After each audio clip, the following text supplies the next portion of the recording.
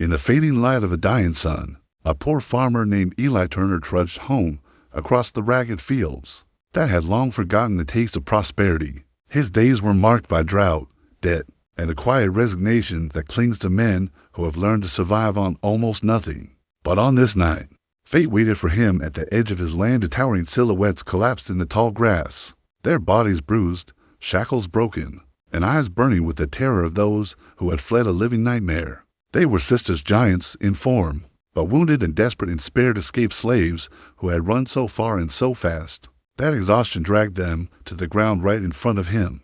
Eli Turner had lived his whole life on the edge of nothingness, a man whose hands told the stories his voice never did. The cracked soil beneath his boots, the weary sway of his mule, the broken fences and half-collapsed barn were all testaments to a life built not on abundance, but on endurance. Each morning began before dawn, each night ended long after sunset, and somewhere in between he prayed the land would give him just enough to survive one more season. Poverty had carved itself into him like a second skin, and though he had little, he still believed in the quiet, stubborn decency passed down from his father, a belief that no one deserved to suffer if he had even a sliver of strength left to help. That belief was tested the moment he found the two figures lying in the tall grass at the far end of his field. At first, he thought they were fallen trees or boulders, shapes too large and still to be human. But as he approached, the truth emerged to women, each a giant in stature, bodies covered in welts, cuts, and bruises,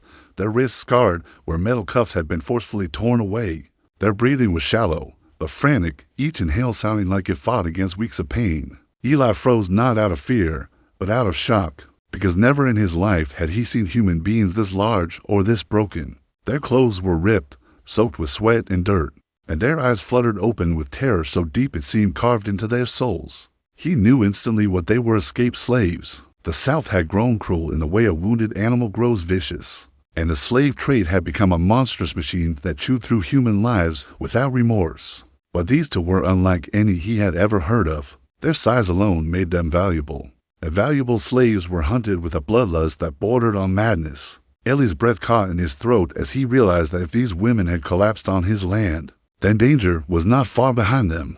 Still, as he knelt beside them, offering his canteen, the older sister's hand trembled as she reached for it, drinking as though she feared the water might disappear before she could taste it again. Her sister tried to speak, but only a hoarse whisper escaped, full of fear and pleading. Eli had nothing, no strong walls, no safe hiding place, not even enough food for himself some nights, but something inside him refused to turn away. These women had not just run. They had fled something so horrifying that collapse in an open field felt safer than going back. He lifted each of them with a gentleness that contradicted how massive they were, guiding them into the small, dim barn behind his house, settling them on piles of old grain sacks and warm blankets. The barn smelled of hay and dust, but to them it must have felt like sanctuary compared to whatever nightmare they had escaped. Eli moved quietly but urgently, fetching water, tearing pieces of cloth to clean their wounds, whispering reassurances even though he wasn't sure they understood him. The older sister finally managed to speak her name, though it came out broken, as if she had swallowed too much pain for her voice to carry cleanly. The younger sister kept glancing toward the barn door as though expecting it to burst open at any second, her breath shallow, her hands shaking with a fear that made Eli feel sick to his stomach. He had seen fear before: fear of hunger, fear of debt collectors, fear of storms that wiped out entire harvests, but nothing like this. This was the fear of someone hunted like an animal. As the night deepened, Eli waited for the sky to swallow the last line of daylight, his mind wrestling with the weight of what he had done. Hiding escaped slaves was a crime punishable by whipping, imprisonment, or worse. Even a whisper of suspicion could bring hunters to his doorstep, men who lived for the thrill of dragging human beings back in chains. Yet, when he looked at the sisters asleep on the makeshift bedding, their bodies twitching from pain and exhaustion, there was no room for regret. He could not have walked away from them even if he tried. Their presence filled the barn not with danger, but with a silent plea for humanity, a plea that echoed louder in his heart than any fear of consequences. Died as the night grew colder. Eli tended to a small fire outside, letting its warmth steal into the barn without the smoke giving them away. He listened for distant hoof beats, for the snap of twigs, for the telltale sounds of men tracking their prey. Nothing came, but the silence did not comfort him. It felt like the quiet before thunder. He kept checking on the sisters, watching their chests rise and fall, knowing that by helping them, he had stepped into a storm far bigger than anything he had ever known. And yet, for the first time in years, he felt something unfamiliar stirring inside him, something like purpose. These women had collapsed on his land for a reason he couldn't yet understand, and every instinct in him whispered that their arrival was not an accident, but a turning point. As dawn approached and the first pale light crept across the horizon, Eli stood at the barn door, hands trembling with equal parts resolve and uncertainty, knowing that the moment the world woke up, everything in his life would shift in ways he could not yet measure.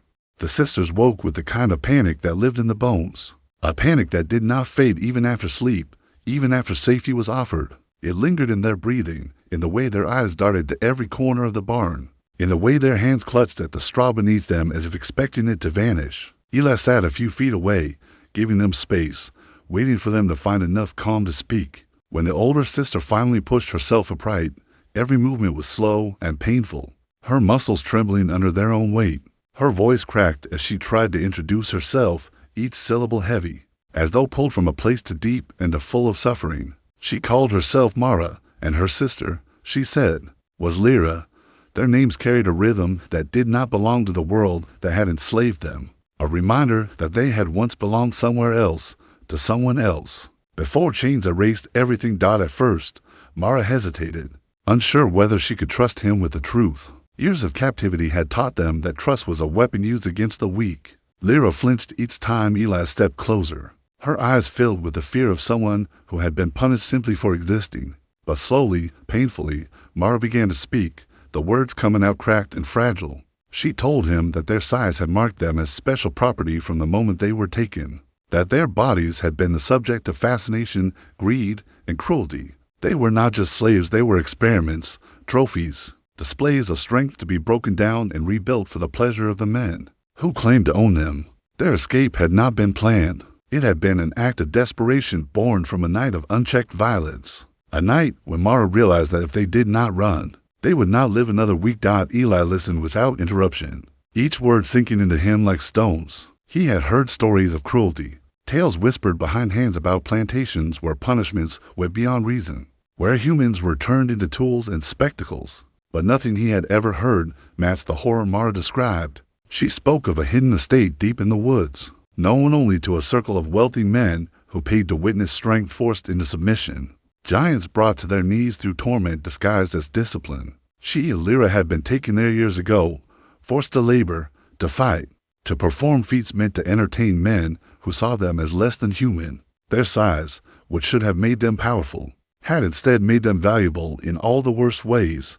Lyra, though quieter, began to add fragments of her own, her voice shaking as she recalled the cages they were kept in at night, the iron bars reinforced because of their strength, the constant hunger used to weaken them, the punishments that followed any hint of defiance. She remembered the men who placed bets on how long the sisters could hold heavy stones, how far they could carry full-grown men, how long they could kneel without collapsing. Their bodies were treated as machines, pushed past limits until they broke, then forced to heal only to be broken again. Eli watched the way Lyra's hands trembled as she spoke, the way Mara rested a protective hand on her shoulder, and he felt a surge of anger rise within him, a kind of anger he hadn't felt in years, the kind that made his jaw clench and his eyes burn.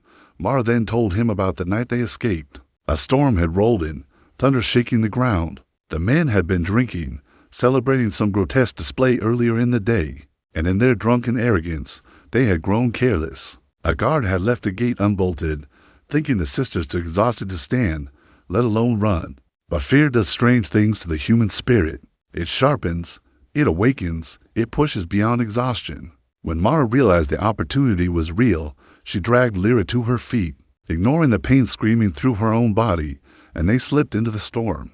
They ran through darkness, barefoot on jagged roots, rain blinding them, wind tearing at their clothes. They did not look back, even when dogs were released, even when gunshots cracked through the air. They ran until their bodies failed them, collapsing on Ellie's land because it was the first place where hope didn't immediately feel like a lie.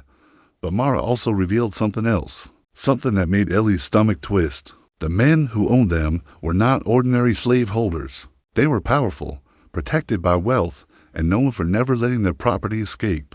They sent hunters after runaways with a viciousness unmatched anywhere else. These hunters were not hired men, they were specialists. Trackers trained to follow trails invisible to others. Men who did not return home until the bodies of their targets were either captured or dead. Mara said that if the hunters had already been alerted, then they would come not just for the sisters, but for anyone who had helped them. They would not ask questions. They would not accept excuses. They believed their work justified anything, and their masters had given them full permission to destroy anyone who stood in their way. Lyra spoke then, quietly, her eyes shining with tears she had been holding back. She admitted that she and Mara had debated whether they should leave Ellie's land. Once they realized they had been given shelter, they feared bringing danger upon him, feared that the kindness he showed would only cost him his life. But Mara had been too weak to move further, and Lyra, though stronger, refused to leave her sister behind. They chose instead to stay, not because they wanted to, but because their bodies had reached their breaking point.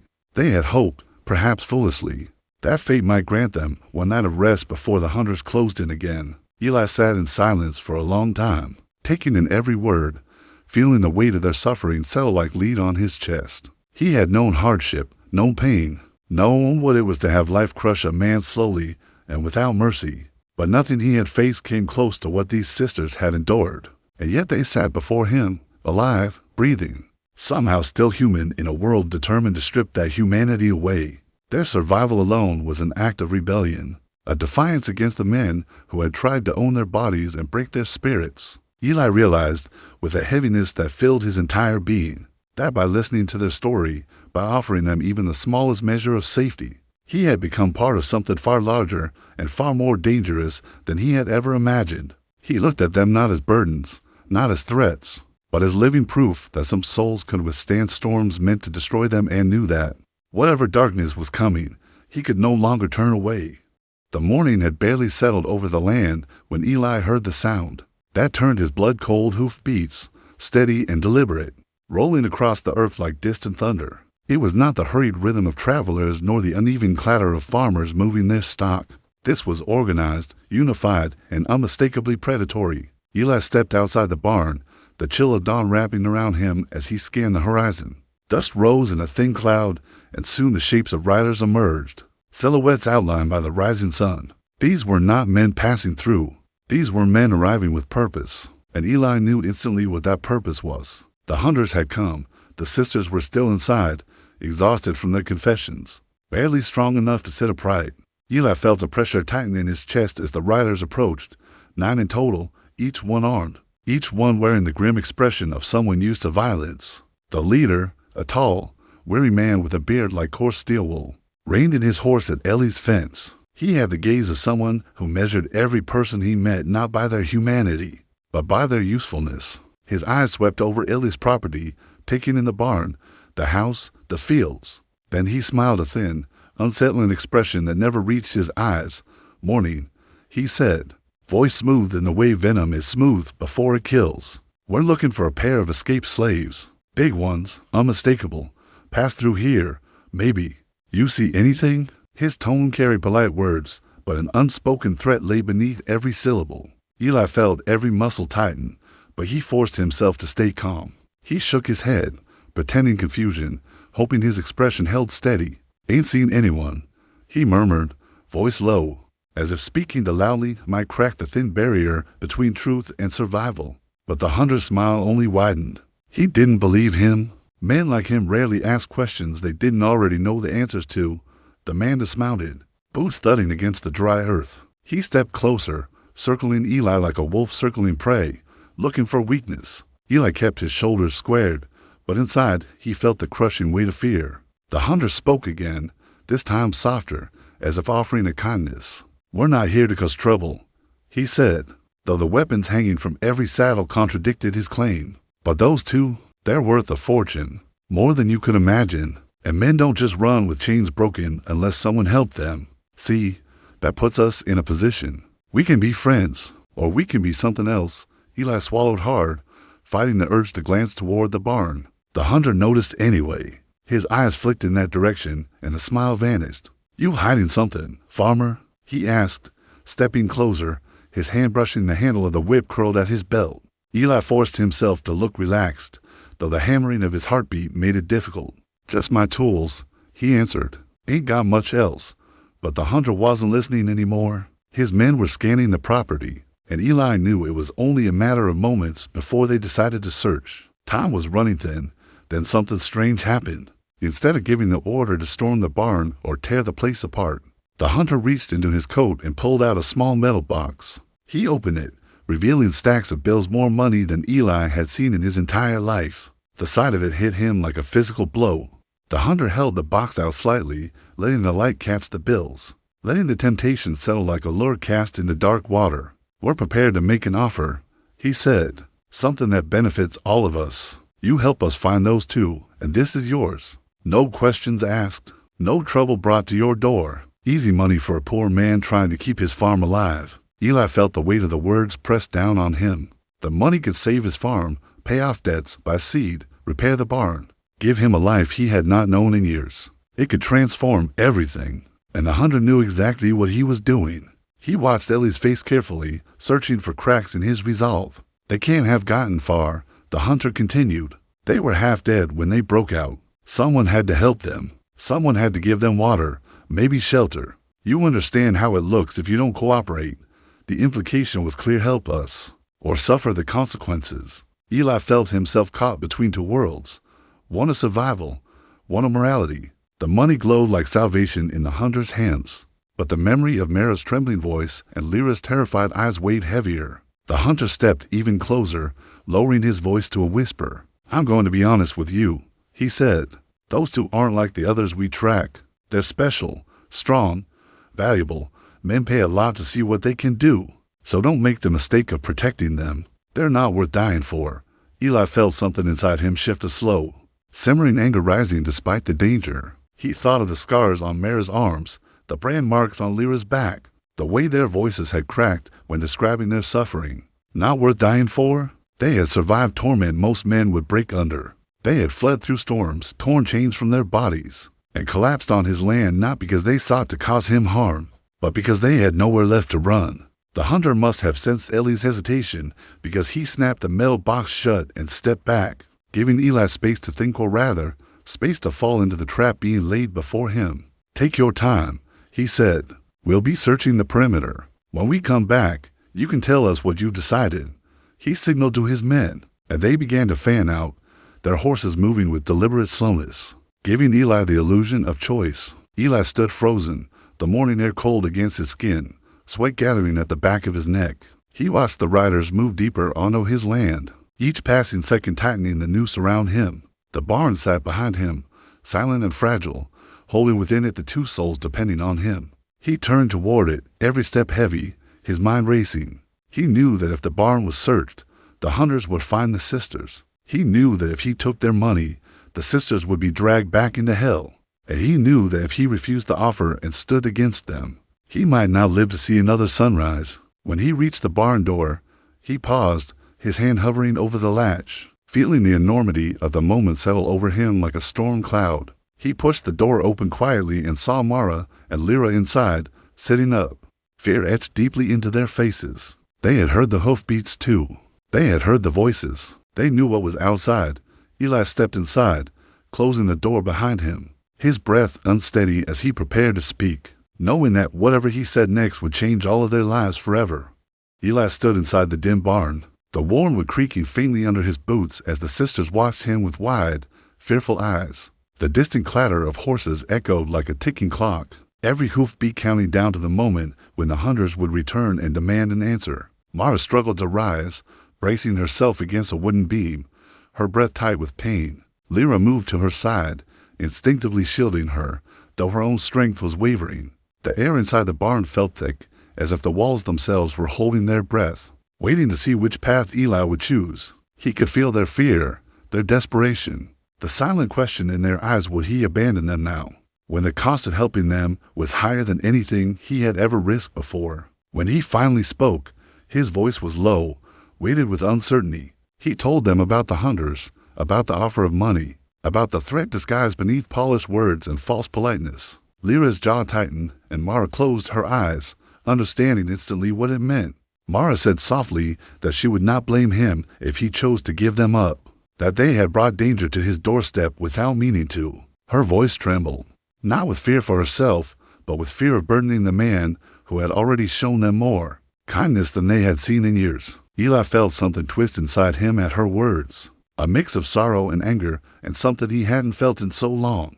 He almost didn't recognize its resolve. He remembered the nights he had spent staring at the empty shelves, the weeks when he survived on little more than prayer, the despair that came from watching his farm crumble piece by piece. The money would solve everything. It could rebuild his life, restore his land, free him from the slow suffocation of poverty. Yet when he looked into Mare's exhausted eyes and saw the acceptance there, as if she had already endured so much suffering that she expected betrayal as naturally as breathing, the temptation lost its shine. And when he looked at Lyra, who stood ready to defend her sister even though she was trembling with exhaustion, he felt a protective instinct rise within him, stronger than fear, stronger even than his desire for survival. Eli realized that if he handed them over, he would never forgive himself. He would become part of the cruelty that had defined their lives, another link in the chain they had spent years trying to break. His father had once told him that a man's worth was measured not by what he owned, but by what he refused to compromise. As Eli stood between the sisters and the danger outside, he understood that this was one of those defining moments. It was the kind of moment that separated ordinary men from the ones who dared to stand against injustice even when it suited them to stay silent. He told the sisters he wasn't giving them up, that he would rather lose everything he had left than betray them. Lyra stared at him, disbelief flickering in her eyes before relief washed over her like a quiet storm. Mara exhaled shakily, a subtle nod showing gratitude too profound for words. But gratitude did not erase danger. The hunters would not simply walk away. They would search, and when they found nothing, they would accuse. Eli knew they needed a plan, something quick,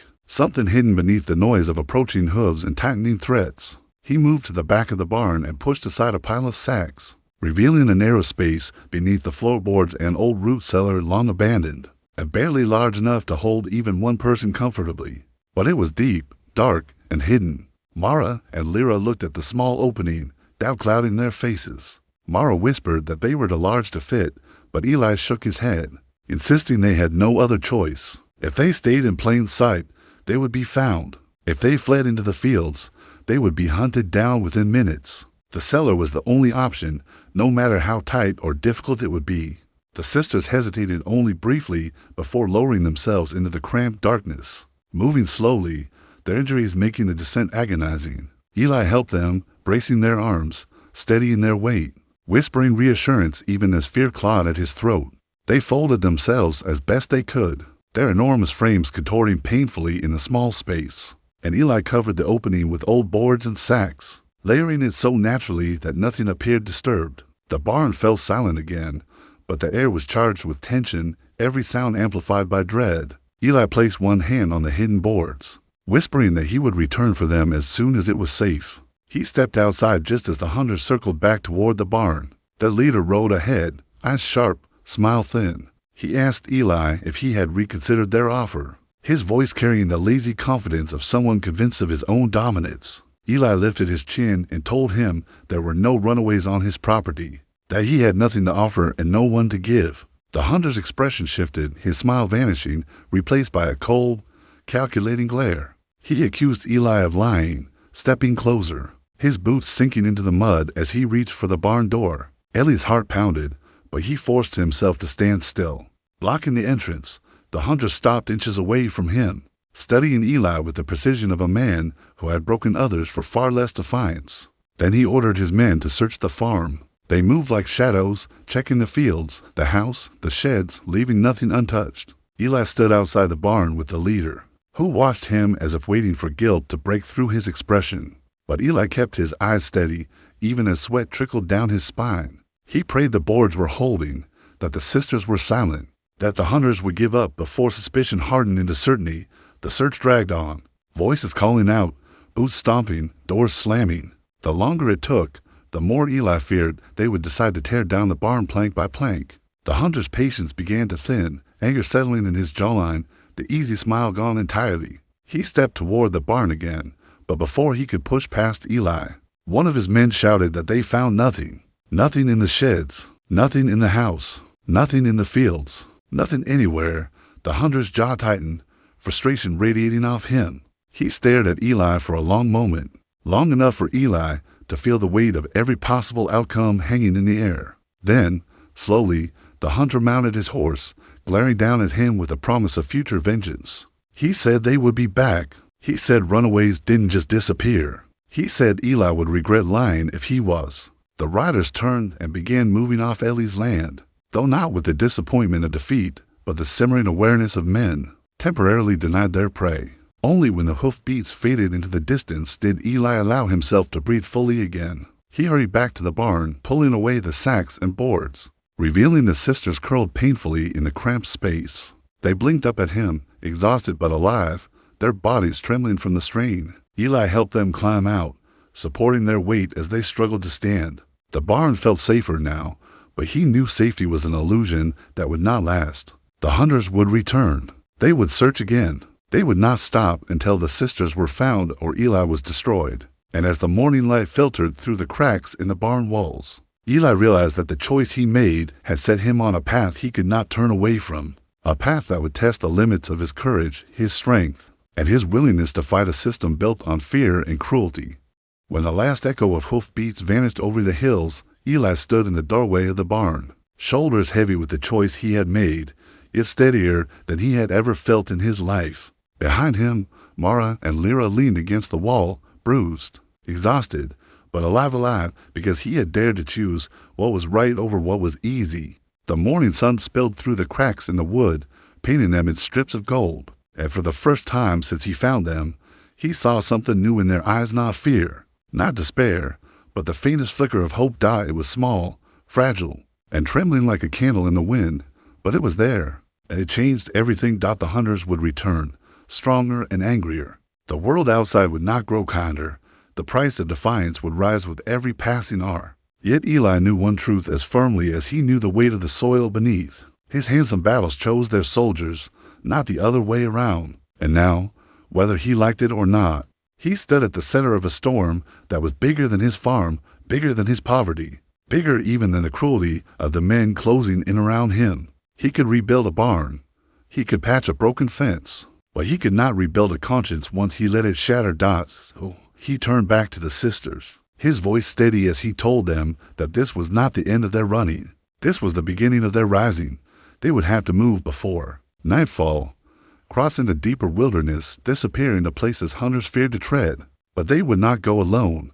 Eli would guide them, protect them, stand between them and the darkness that had tried to devour them for years. And for the first time, Mara and Lyra believed that survival was more than a desperate hope. It was a path they might actually walk. Outside, the wind picked up, carrying the scent of distant storms. But inside the barn, a different storm was forming, one built of courage, defiance, and the quiet, unshakable strength of a man who refused to bow and two sisters who refused to break. They stepped into the light together, three souls bound not by blood, but by choice, moving toward a future the world said they did not deserve. And as the land stretched out before them, scarred yet open, Eli felt something he had not felt in years, the certainty that even the poorest man can become dangerous when he finally decides what his life is worth. And today, he decided it was worth everything.